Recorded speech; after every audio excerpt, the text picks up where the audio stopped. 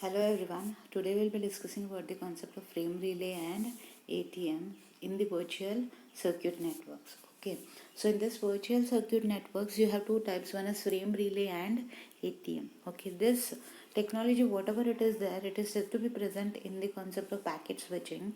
So you all know what do you mean by packet switching, already you have learned. So packet switching is nothing but all the data which has to be transmitted, everything it will be in the form of packets. The packets it will be having the header, like the address to whom it has to be sent the data, and other addresses, like if the error check is being there, that is said to be present in the packet switching only.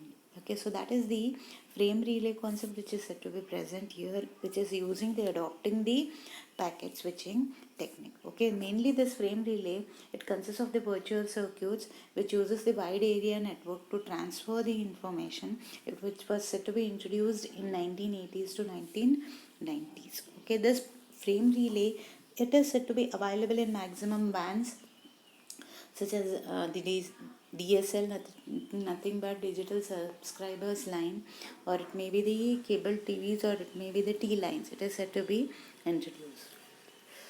Mainly this frame relay, it doesn't have the concept of like flow control and all. It has only the concept of correcting the errors which are being present. The other layers are said to be doing the error, like checking error, like flow control, everything. Other layers do it, but the frame relay, it doesn't do it. Only error detection it can do, which is said to be present in the data link layer.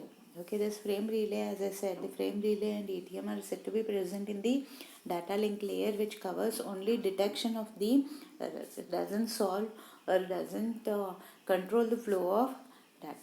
Okay. What do you mean by this ATM? So first we will check out what is the ATM. ATM is nothing but where it carries the information in the fixed size of sets, okay, of about 53 bytes, where 5 bytes is for header, 48 is for payload. Whatever information payload is there, that is said to be considered of 48 bytes, and it consists of fixed number of cells for the voice, image, video, so that the minimum delay is being anticipated. Okay, so here ATM also, it's a connection oriented protocol where it is being using this virtual circuits to send and receive the information. Okay, and the ATM uses the time division multiplexing. Why? Because each and every time whatever data is being transmitted, it uses the concept of time division. The slots are being provided for the data when it is said to be traveled, and it is used for the hardware implementation. Whatever the information travels, it uses the concept of hardware. In the hardware, the information are said to be sent, so it manages the hardware, so it is hardware implemented. And the ATM is, as we discussed, ATM is used for data, voice and other concept it is being used. So same way the frame relay, it's a technology where it uses the concept of the WANs, so it transfer the information from one WAN to another WAN through the help of the virtual circuits from end to end connection. And the packet size here, it is said to be variable. Okay, the packet size is said to be variable. Here also you may be using the concept of hardware to make the information travel, and it is said to be using the ports to send the information from one end to another end, called as the LAPD, is nothing but link access procedure, which uses the D channels to transmit the information. And the frame relay, it consists of multiple redundant connection which can get connected to multiple routers from one end to another end, and the buffer speed variation is being managed here, because each and every time it doesn't have the same number of fixed number of cells. It may be having different number of cells which will be traveling with variable size data. Okay, it uses variable size data. ATM uses fixed size of data. Mainly here also it is used for the hardware implementation only. And if frame relay is said to be less costlier than the ATM. And frame relay features you can check out here. It is of higher speed. Okay, it is said to be anticipated in the data link layer, which is said to be the backbone of the networks. It can carry bursty data, like large data it can carry, and the frame size is about 9,000 bytes, it is said to be considered. And frame relay is said to be less expensive in WANs, traditional WANs. okay, and it does only the error detection, no other work it is said to be doing. Okay, no flow control or error control it is not said to be doing your frame relay. This is the circuit of the frame relay. So you have a frame relay network which is said to be present in the vans, which connected to multiple routers, and the routers get the information transferred to other areas. Okay, there is the structure of the, it uses the concept of the VCIs, virtual circuit identifiers, in frame relay are also called as what? DLCIs, nothing but data link control identifiers. Okay, it has two types of circuits. One is said to be permanent and another one is switched.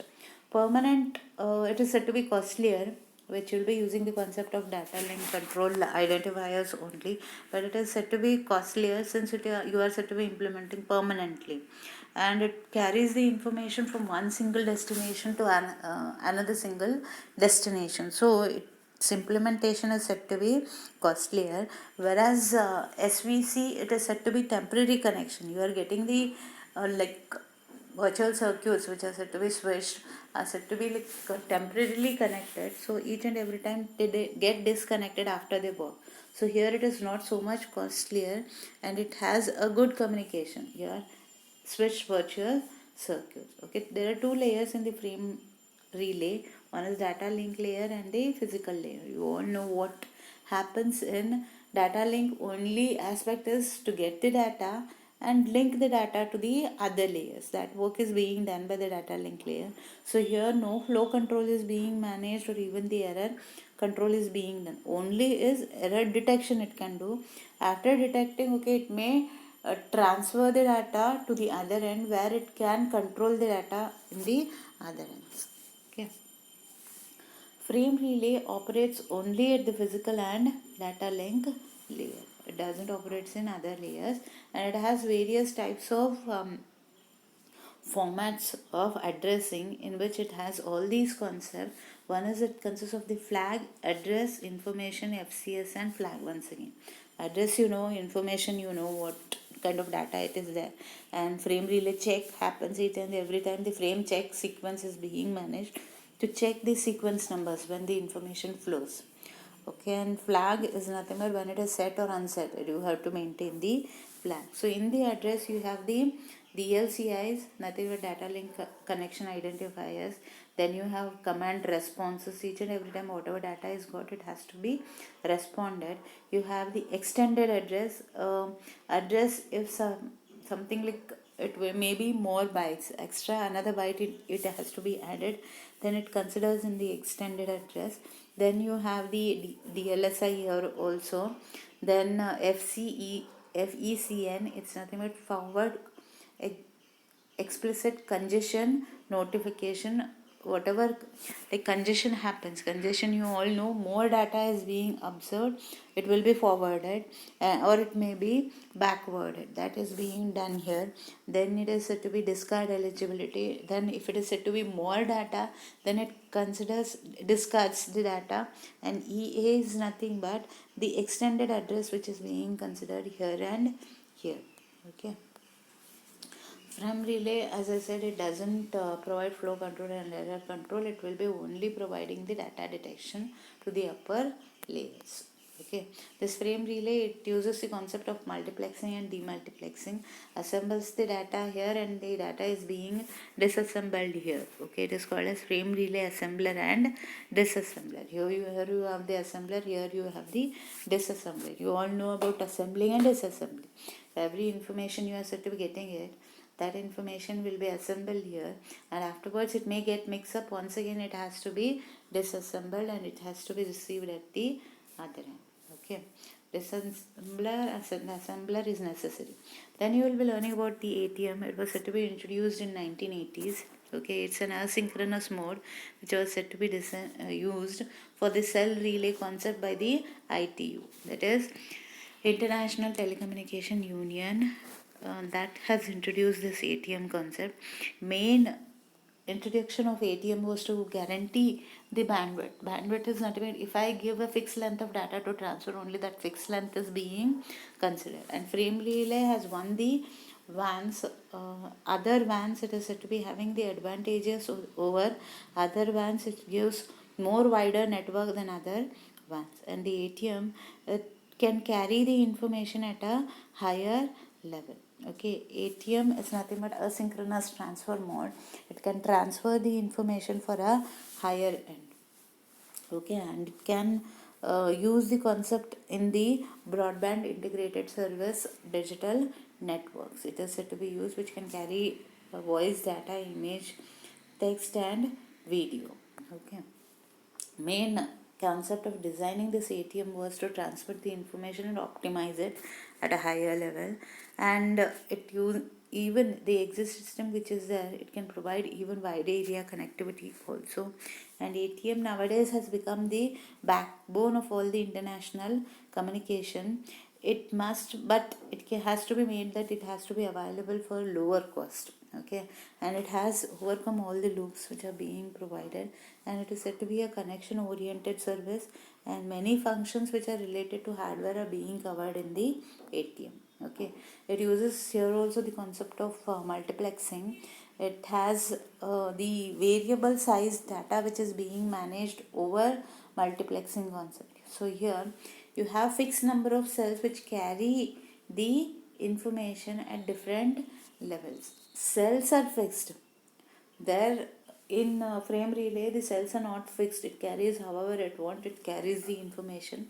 But here the cells are fixed. In that cell this much kind of data it can carry. It may be 10 MB, 10 MB, 10 MB. So each cell it can carry about 10 MB, 10 MB, 10 MB. Like that it is being designed. It consists of 10 MB data or whatever kind of data it is there. It has to be traveled in that particular cells only. And higher traffic management concept is being done through the help of the multiplexing. Okay, the cell network uses the cell as the basic unit of data exchange, and the cell is defined which is small and of fixed size information it can carry, as I said in the previous slide. Okay, multiplexing using cells. These cells are said to be interleaved. They are said to be communicating with each other, and if a delay is being anticipated, it will be intimated to the previous cell. Okay, this is the delay, and the other information it can travel at the same time. Okay,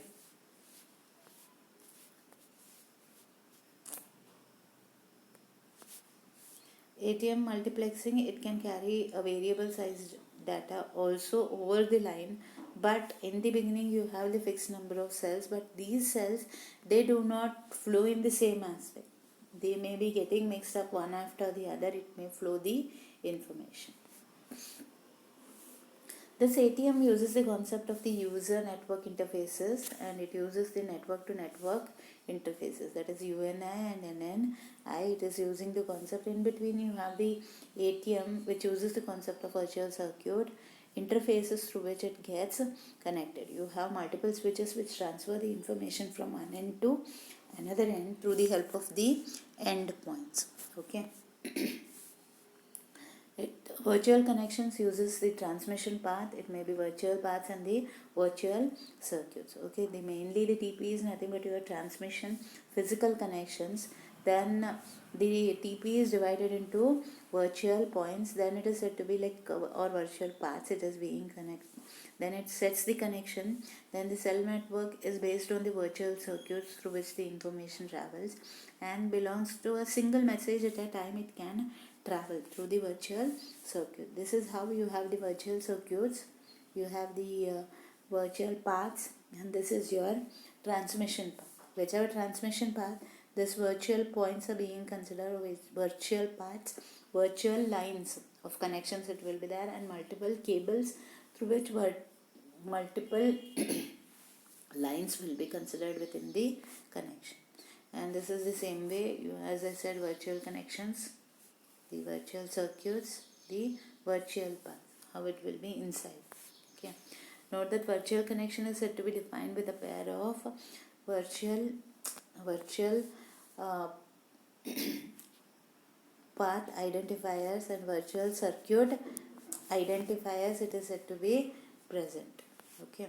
and this cell consists of the VPI and the VCI, a header which consists of 5 bytes. It is of VPI and VCI, virtual path identifier and virtual circuit identifier, and here the information payload which will be there of 48 bytes. This is of 5 bytes and this is of 48 bytes. Okay, ATM consists of the application adaptation layer. Here also it is said to be present in the same data link layer. Over the physical layer your ATM is being placed. So each, it is said to be divided into multiple cells. Each cell will be having its own application adaptation layer through which it manages the information. So here the ATM LANs, mainly it is said to be the WAN ATM, which consists of multiple LANs which are connected, made as a ATM LAN. Okay. So here the ATM LAN is being divided into two types, pure and legacy, which is said to be combination of mixed architecture. Pure is nothing but only LANs are being considered. So you have pure ATM LAN. All this ATM is said to be dependent on this particular LAN through which it gets connected to multiple stations. Same way, when you consider a legacy, you may be not having the LANs only. You have the LANs, nothing but the Ethernets are there. One may be having the token ring or multiple token rings. Like that, it may be having the combination of connections. That is said to be on legacy ATM LAN. Mixed is nothing but it is said to be having Ethernet and token ring also. Both it is said to be present in the mixed. There you may be having Ethernet and token ring. There it is only the virtual connections which happen from one virtual connection to multiple virtual connections. And next is legacy. It consists of both combination of Ethernet and token ring. That is there. And your mixed, it consists of either a single connection, it may be the Ethernet connection and the local connection. Like that it is said to be present. The legacy, it may be getting connected to your ATM LAN with other legacies and the bus which is being connected to it. Okay, the applications of the ATM are, it is used in video conferencing, desktop conferencing, multimedia communications and satellite communications it is used, and mobile wireless network it is being used. Okay, all these are the aspects which are being covered in the ATM. So ATM, it is said to be costlier than that of frame relay because the implementation of fixed cells, it is little bit difficult. So it is cost. Okay. So in this today's session, I will be ending up with the first unit. Okay. Thank you.